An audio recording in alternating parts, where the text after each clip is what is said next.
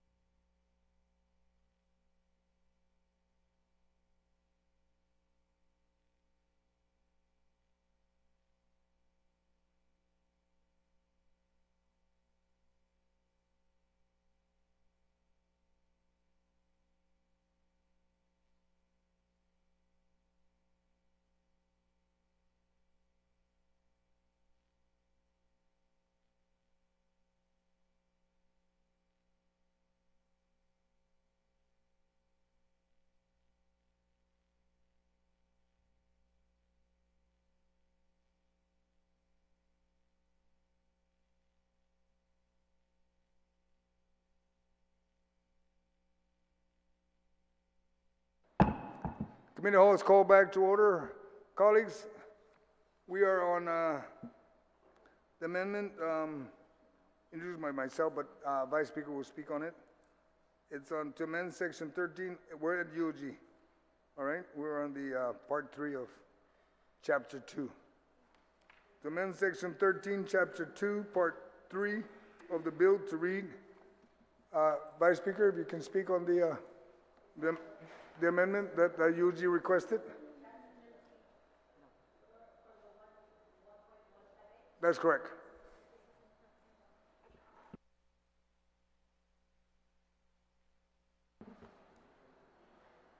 Manana Siduas, Mr. Chair, this amendment is on page 27, line 27, to amend Section 13, Chapter 2, Part 3 of the bill to read Section 30 UOG Capital Improvements Fund, the sum of $1,158,283 instead of the word shall, strike out shall and insert may, be allocated from the general fund appropriation in Section 2 of this part of this chapter to the University of Guam UOG Capital Improvements Fund for the purpose of paying rental payments due under the leaseback agreement pursuant to Public Law 31-22918 as repealed and reenacted by Public Law 31-277. Again, Mr. Chair, just giving the flexibility to UOG to work within the chapter of the provision in Public Law 31-277. Thank you, Madam Vice. Ask my colleagues to support the effort, sir. Thank you. Does anybody would like to speak to the amendment? Yes, ma'am. Speaker. Thank you, Mr. Chair. Maybe if you could just answer what happens if they don't? Basically, I think technically they'll default on their own grant. Is it them under the... They're the one that's It's asking not the for government this. of Guam, it's just them. It's just them. Okay, thank you. No objection. Okay. If there no one wants to speak, no objection, motion passes. We will now proceed to the next amendment, which was the Madam Vice. You're going to speak on this one. This one passed.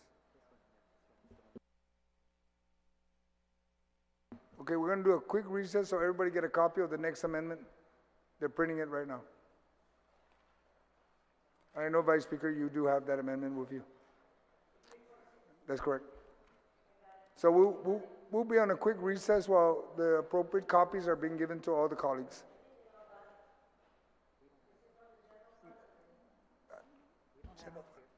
They don't have a copy. Recess.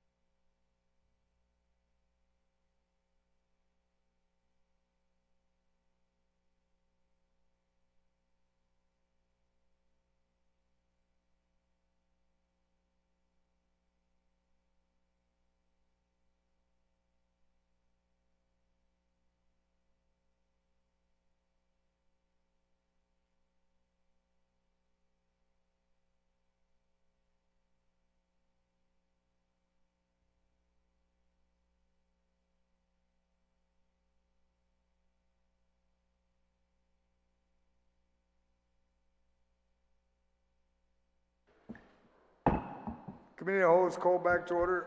Madam Vice Speaker, the panel now has a copy of that amendment. If you can go ahead, please, and read that one. Amendment to line 23, page 31. Thank you, Mr. Chair. I will read the amendment and then speak on it if I may. It's page 31, line 23, to add a new section 22, chapter 2, part 3 of the bill to read. Section 22, UOG faculty salary adjustments, the sum of $3,600,367 from the revenues collected in excess of fiscal year 2023 general fund revenues adopted in Public Law 36-107 as amended is hereby appropriated to the University of Guam faculty salary adjustments. And if I may discuss, Mr. Chair, a little bit on it. Mr. Chair, the amendment I proffered appropriates the $3,600,367 from the revenues collected in excess of fiscal year 2023 general fund revenues adopted in Public Law 36-107. And the University of Guam, in its budget request of fiscal year 2024, sought funding to begin adjusting its faculty salary schedule that was established in 1991. And Mr. Chair, I want you to know that that has not truly been adjusted within the government of Guam and in other higher educational institutions nationwide.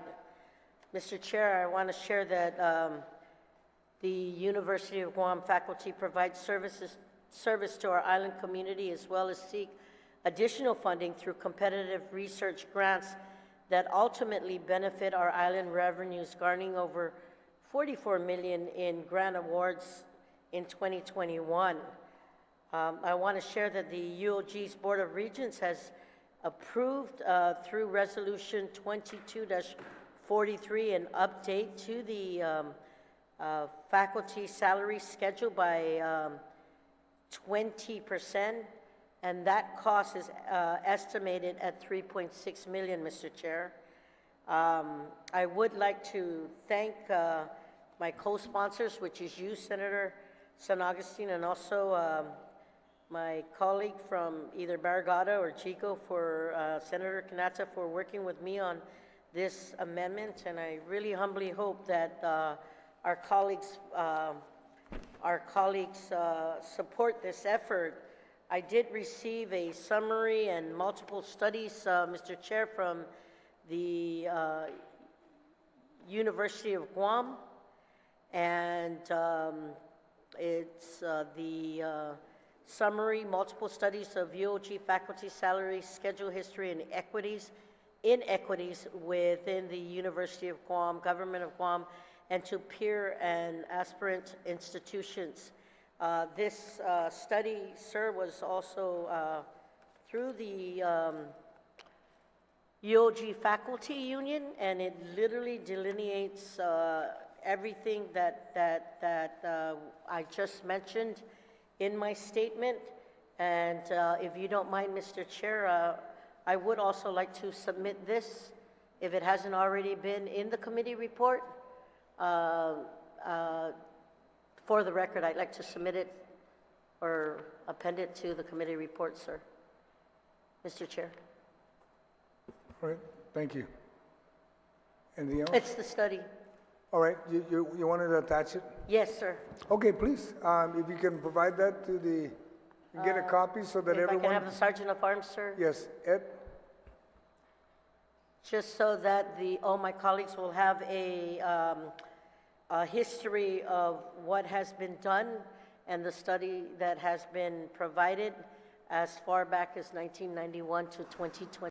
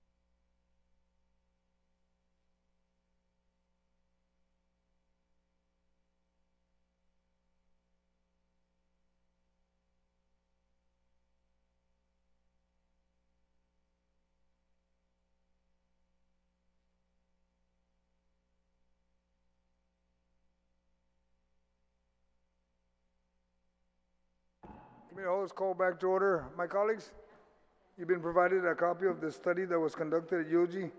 Does anyone like to speak on the amendment? You have 5 minutes. Whoever, raise your hand up so I can see. Senator Frank.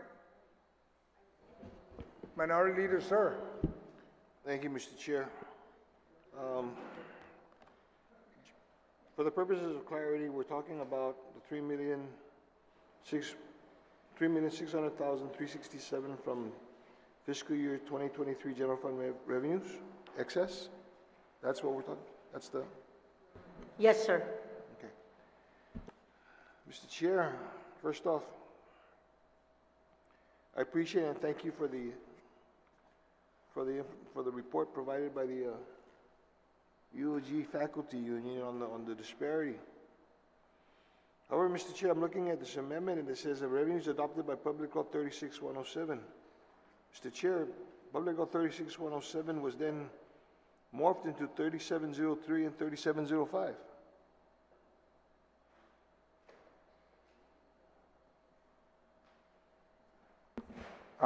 Sir, as you notice, it says as amended. So in other words, all the other amendments that follow is inclusive. Okay, and then the second question, Mr. Chair, that I have here is, it says revenues collected in excess of fiscal year 2023 general fund revenues adopted in 36-107. Somebody explain to me when we're going to get to that point of recognizing that there was excess in fiscal year 2023? Are we talking about audited, unaudited? I'll ask OFB to respond to that. Thank you. Yes, Senator. Normally when we realize any surplus, again, I go back to use the word surplus rather than excess, is because normally the surplus is affiliated to funds that are available beyond appropriation after the official Guam audit is completed. Now, bear in mind, the Government of Guam audit normally isn't completed until June of the realize once the audit is completed.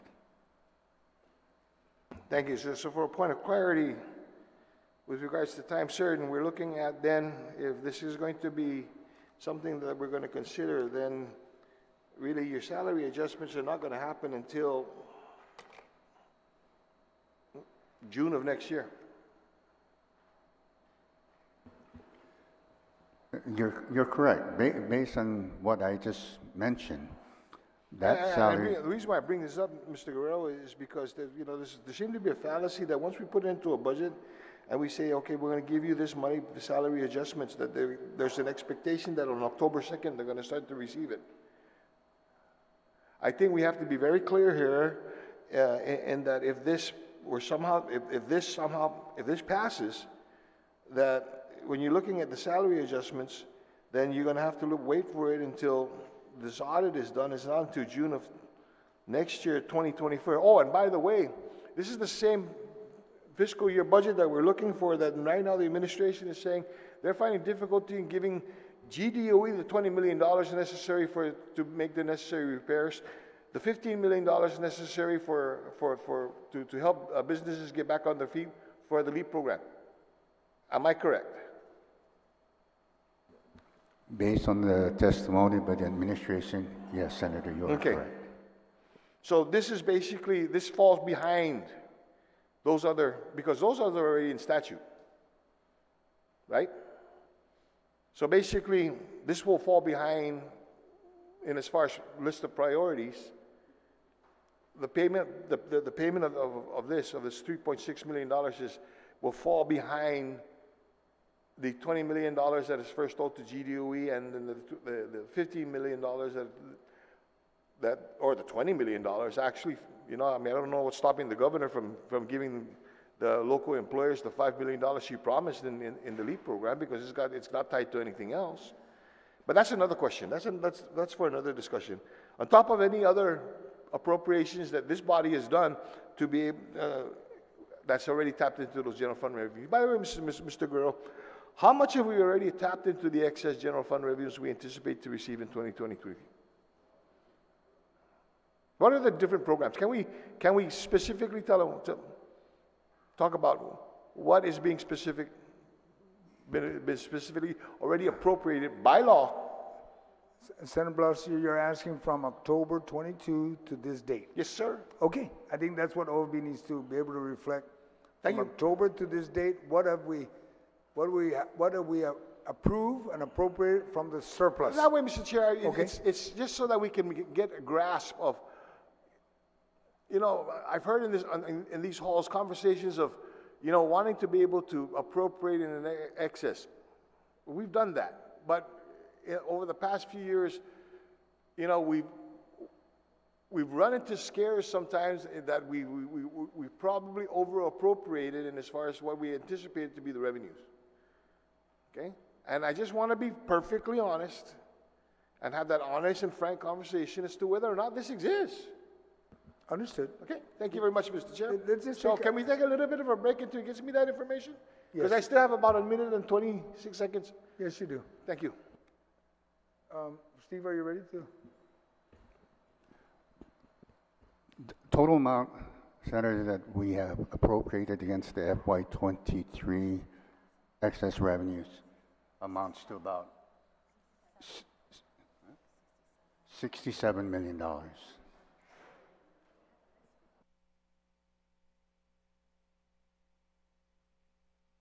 That's the total surplus, point of inquiry?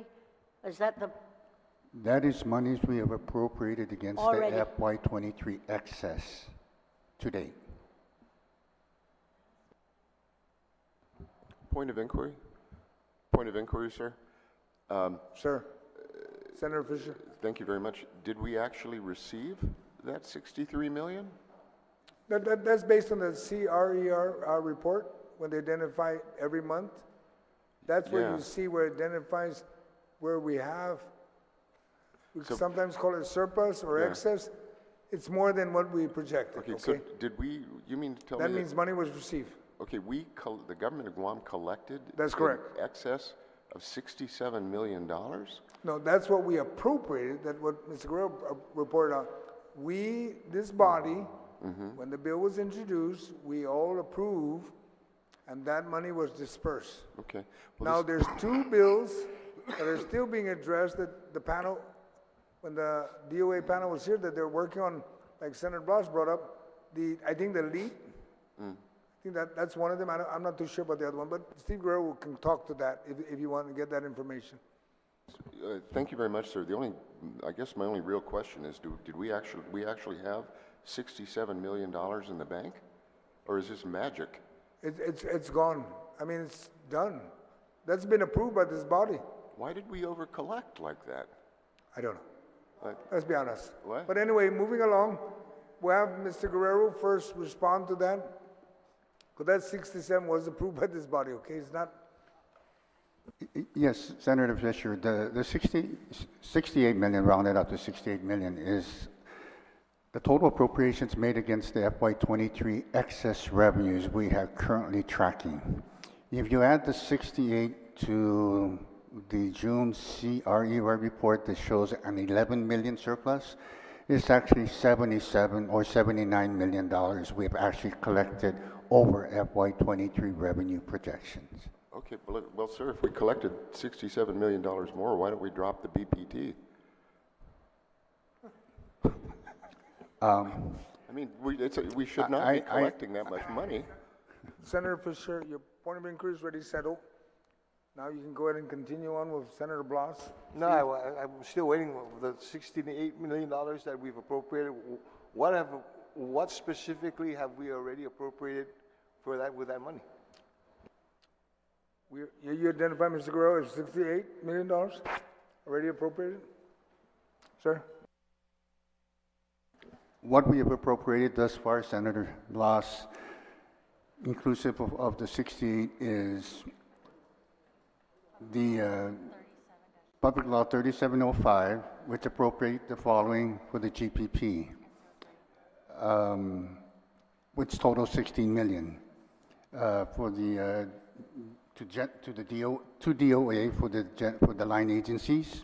We've also appropriated in the same public law 1.1 million for Judicial Guam for GPP, we appropriated 1.1, and these are, I'm just rounding it off. We appropriated 1.1 million for the GPP to UOG. We appropriated 437,000 for GPP for GCC. We appropriated to the Mayor's Council GPP of 744,000. Public Defender for the GPP adjustment, 334,000. DOE for repairs and maintenance, 20 million. And the combined deposit of the GMH Pharmaceutical Fund, after we offset the BBT, is 1.9 million. Again, oh, and on top of that, we also had to increase the rainy day fund by 810,000. So that those appropriation loan total 42.4 million. But you also have to consider the appropriations made in Public Law 37-15, which is for the LEAP program, in the amount of 15 million, and in Public Law 37-16 for the GPA credit round 3 of 10.8 million. So the sum of that, Senator, is the 68 million that I mentioned earlier. But then at the flip side, according to my DI abacus, that leaves us only with $200,000. I'm sorry? Can you repeat that again? Based on what you just finished telling me, 68 minus 42 is 26, minus 15 is 11, minus 10.8 is $200,000. What are you referring to? What's I'm 200,000? referring to all based on all the appropriations that we've already done and a $68 million excess figure.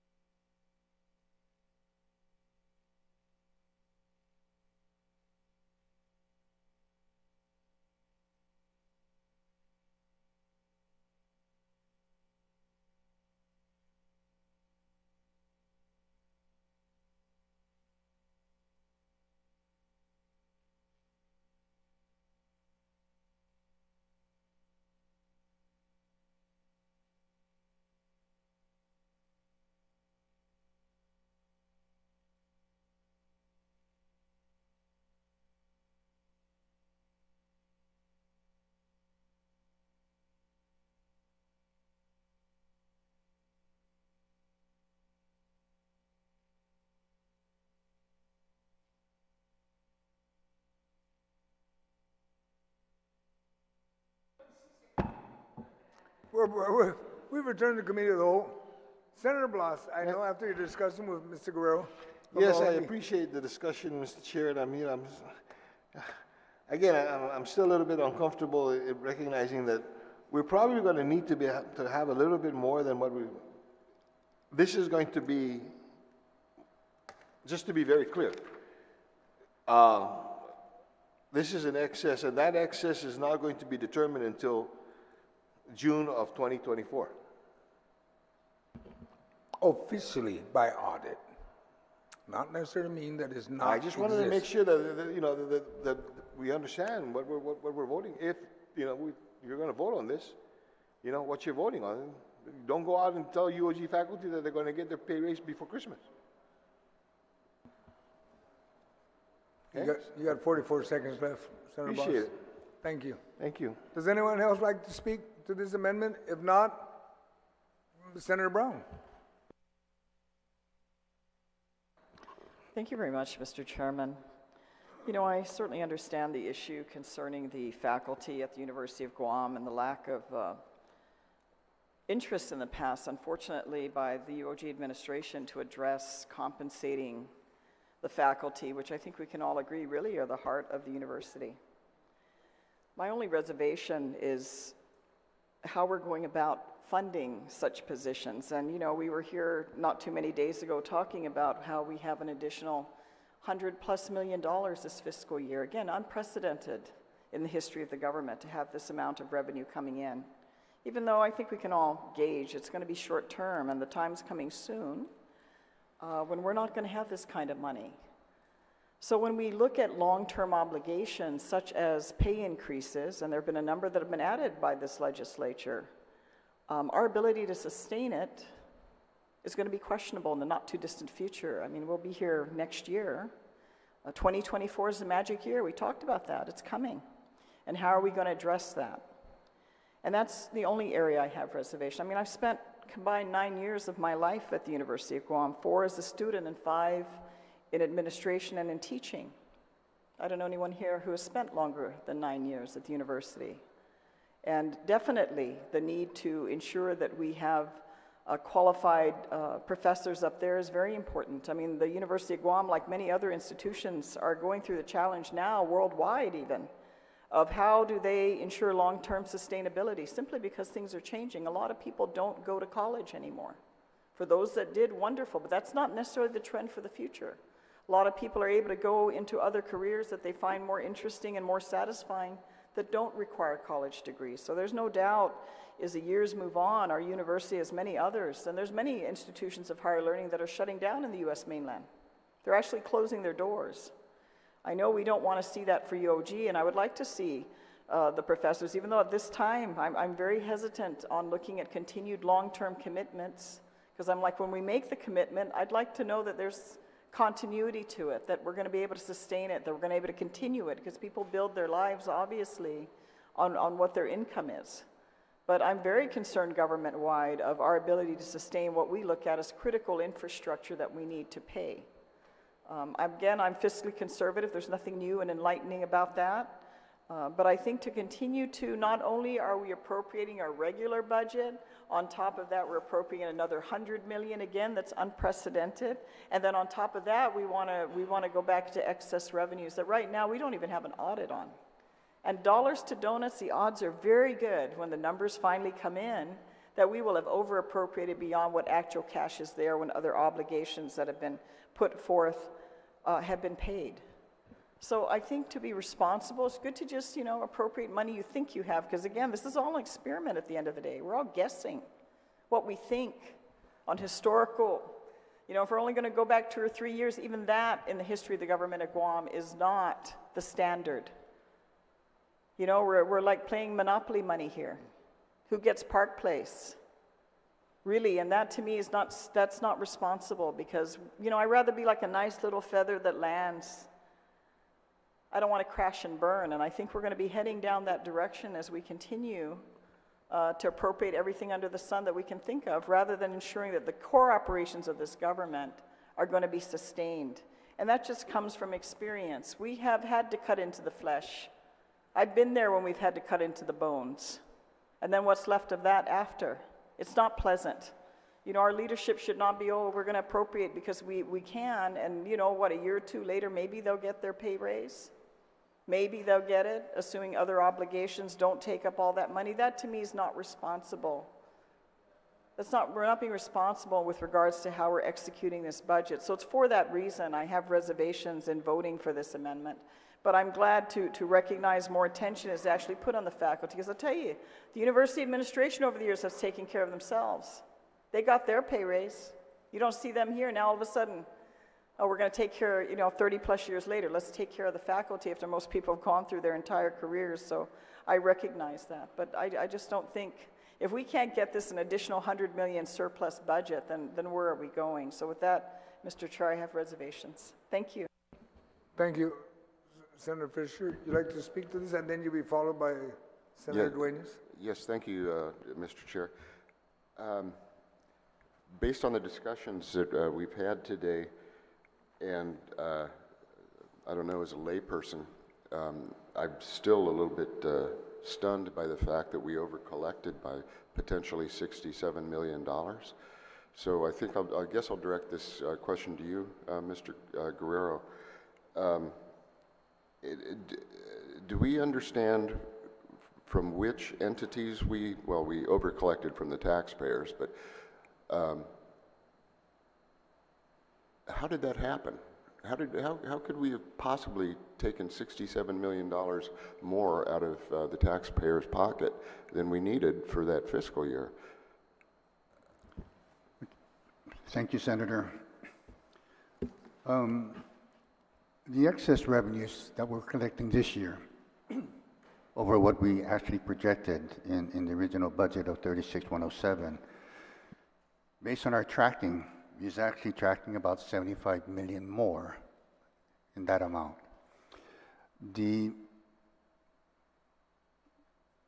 In corporate tax, we're actually tracking 13.6 more. In withholding, we're actually tracking 24.6 more. In the BBT, we are actually tracking 41.1 million more. Other taxes were about 6.4 million more than what we projected. And all the others are just less than $1 million. It is interesting to note that in the category of individual tax, we are actually falling behind about 4.2 million. But net all, if you add it all, what we're tracking is roughly about 75 million over projection.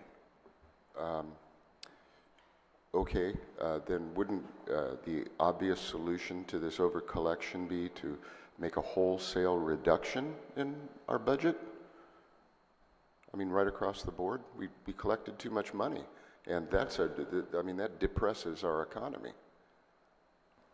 Senator, I was asked a question, I believe, a couple of days ago regarding what is basically the total impact of 1% of the BBT today. I believe several years back when we increased the BBT to cover the shortage in the Trump Tax Act reduction, and that was the sole purpose of doing that. And at that time, I believe, my understanding, it was supposed to be temporary in nature until such time the government got back, maybe 6 months after, whatever. That amount, I believe, is actually more. So I would maybe realistically saying that instead of 60 million, it's maybe about 65, maybe close to 70 million, is what 20% would be, which is represent 1% reduction in the BBT. So if we were to roll back the BBT by that 1%, which is equivalent to 20% of the BBT, the government of Guam would be losing about $70 million a year. Okay, but what would the net be, assuming that we're over collecting by 70 million?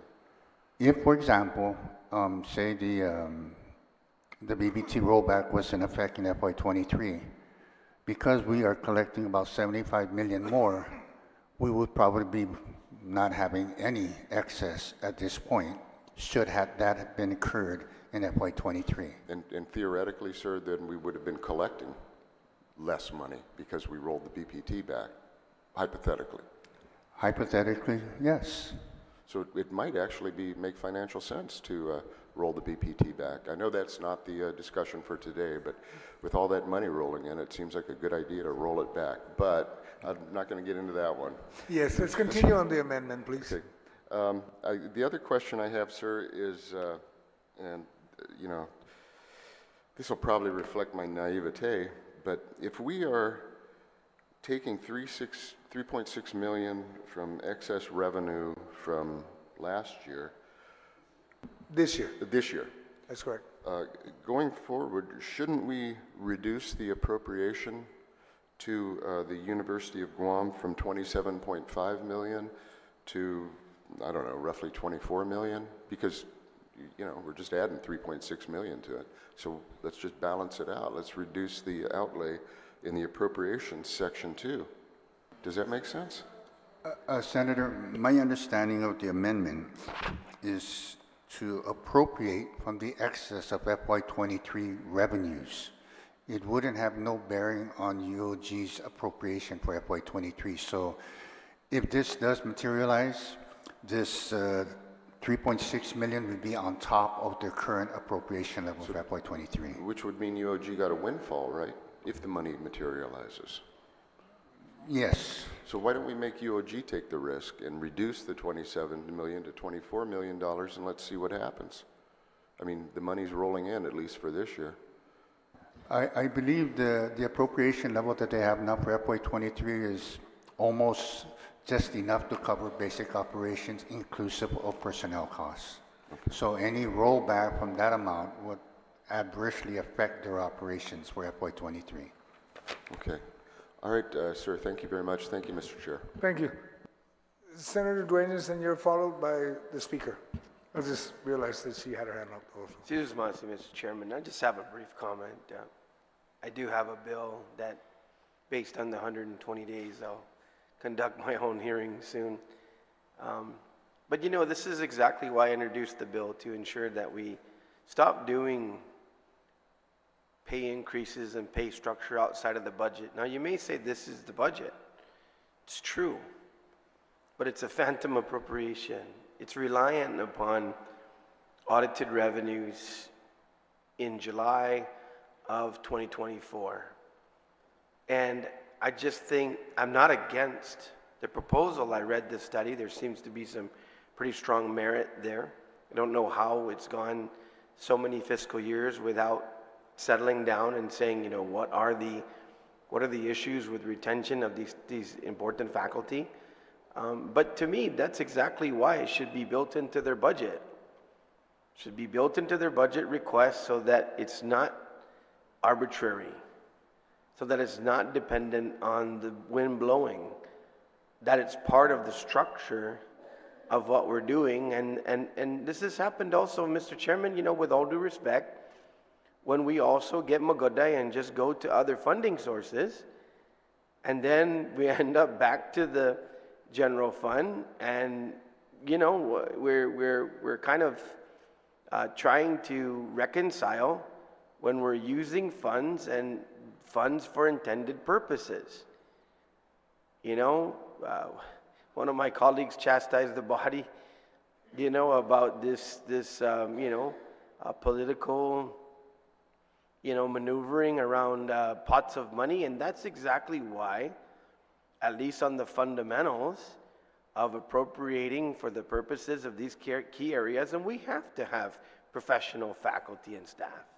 I mean, there's no question, and there's no question that there is competition when it comes to universities abroad, particularly maybe in some areas where the cost of living is better. I don't want to go into the depth of it, as I talked to you earlier, Mr. Chairman, but I hope my bill passes, and I hope from here going forward, we forecast pay increases, we forecast adjustments, we tag it to the budget, we tag it to the budgets of the agencies, and get away from this process to where really what we're doing when we're setting compensation with the limited resources this government has is doing it based on studies and compensatory opportunities that are built into budgets that can sustain them. Because, Mr. Chairman, there's going to be a lot of times when we even believe that possibly position by position, maybe way more outside of what's being compensated. But the fact is that we have a finite amount of money. And so some people may have to make a decision someday. I just can't work here for that, and that's just going to happen. But what I mean is if we do it responsibly, and like I said, I hope, I'm forecasting, but I hope I introduce the bill because I really think that's the way to do it. And when we do this, we're going down that road again. Because I guarantee you, the minute those appropriations start rolling out based on audited financials, there's going to be a lot of grappling as to what the priority is. But when you come down here, you make the case and you make it part of your budget as EOG, done. That's just my thoughts. I'm not against the increase. I'm against the way it's being done. Thank you, Mr. Chairman. Thank you. Madam Speaker? Thank you, Mr. Chair.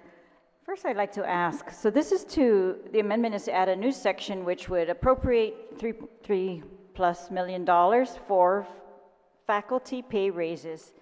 But on section 21 of the current bill, there is a UOG faculty wage study.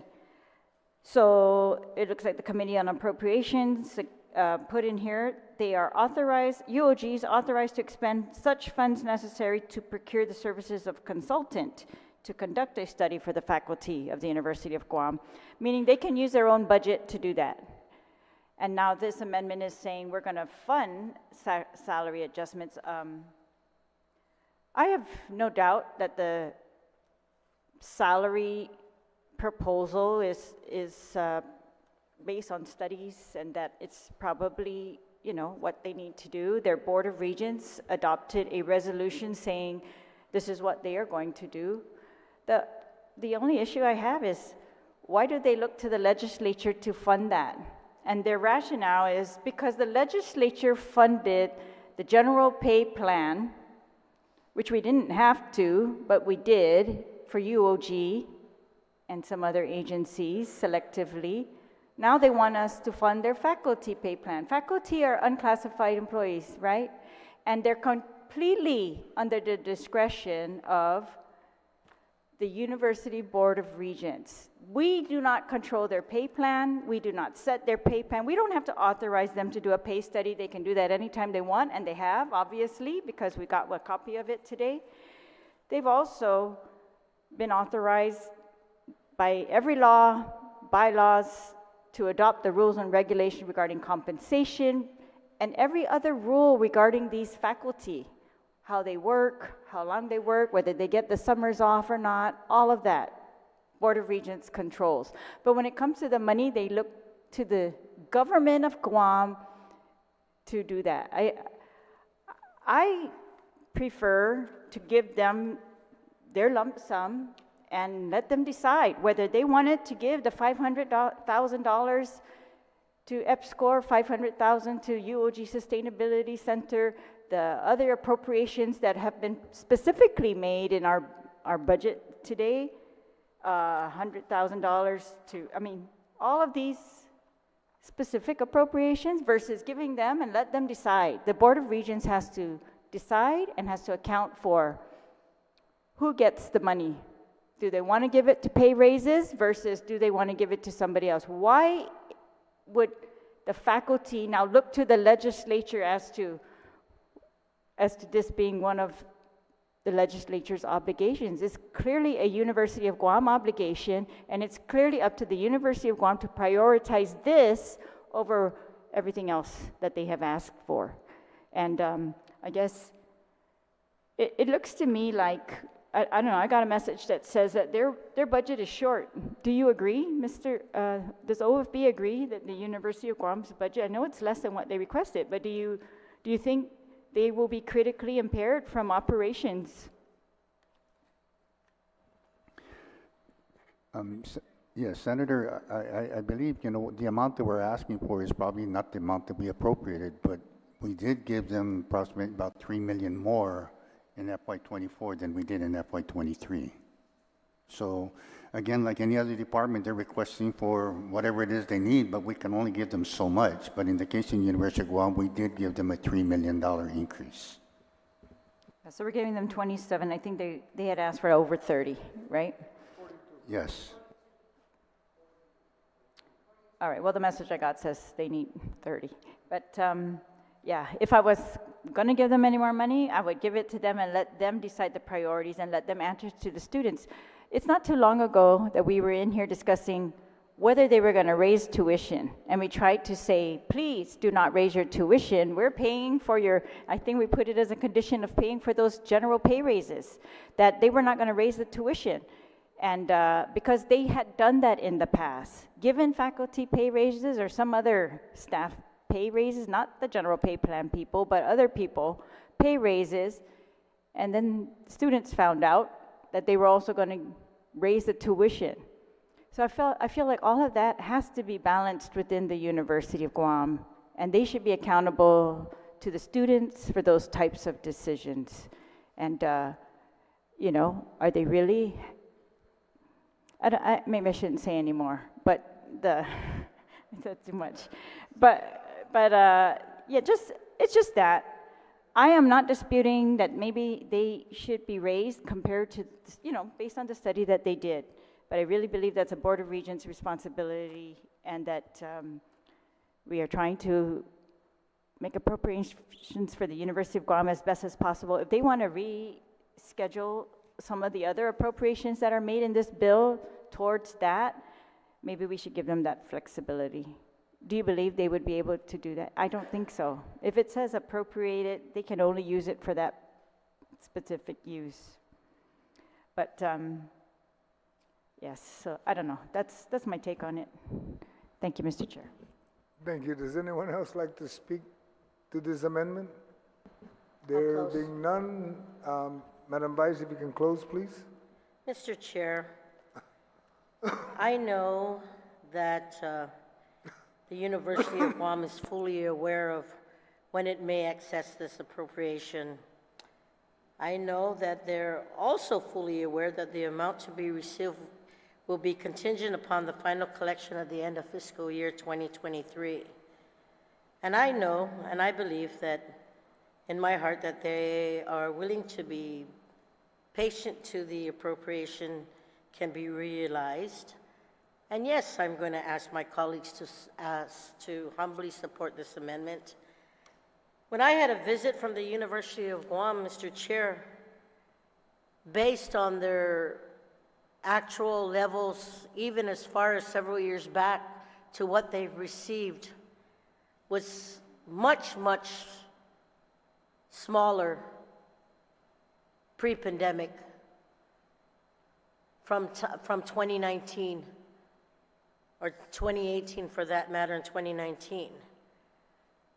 I know that based on having to fill the vacant personnel, the different divisions within the university for the contracts, the supplies, the equipment, the utility shortages, the library capital, the repairs and maintenance, I know in my heart that the university continues to try and at least access federal grants too, and they've been working on that.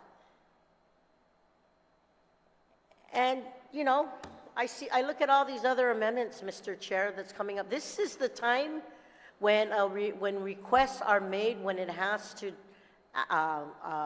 ask for additional funding or for additional appropriations.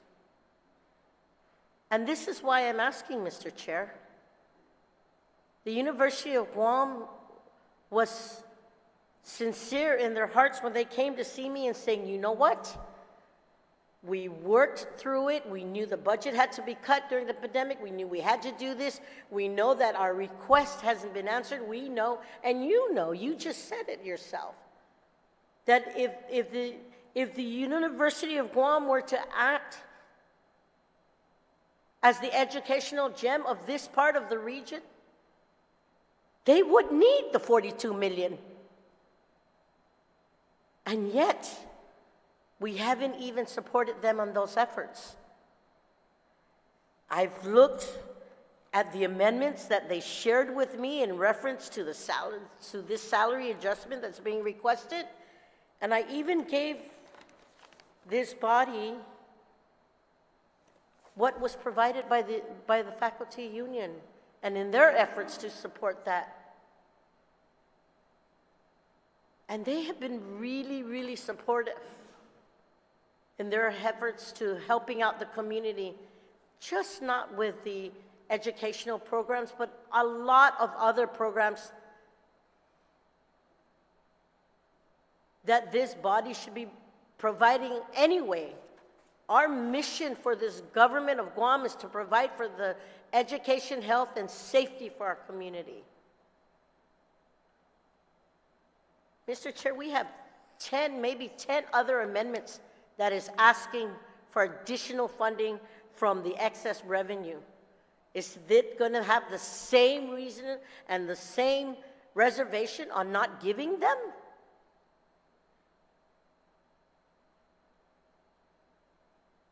Please, I'm asking my colleagues to help support our university, our own OOG, only on Guam, our university. If they were to be given the funding source that they have in everywhere else in the national level or in other regions, I'm telling you, we are giving them peanuts. And they said they work within, and it's not like they haven't stopped trying. And I wouldn't have come to you, Mr. Chair, if I didn't feel that it was this important to try and help our own university.